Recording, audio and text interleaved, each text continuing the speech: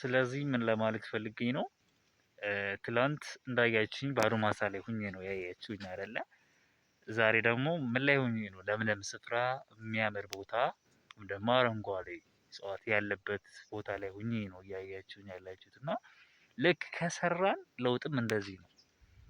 ዛሬ ላይ ምንም ባይኖረንም ብንተክዝ ሆነ ብንሳቀቅ ብንቸገር ጠንክረን ከሰራን ሁሉ ነገር ይቀየራል። ታሪክ ማለት ነው። ሁሉም ነገር ይቀየራል እና ልክ ባለፈው ምንም የሌለው ቦታ ላይ ሁኜ እንዳሳየኋችሁ አሁን ላይ ምንም ላይኖረን ይችላል። ጠንክረን ከሰራን ግን ልክ እንዳለሁበት ማሳ ወይም ደግሞ አሁን እንደምታዩት ግሪን ፕላንት የሚያምር ህይወት ለሌሎችም አርአያ ልንሆን እንችላለን ከኛ አልፎ ማለት ነው።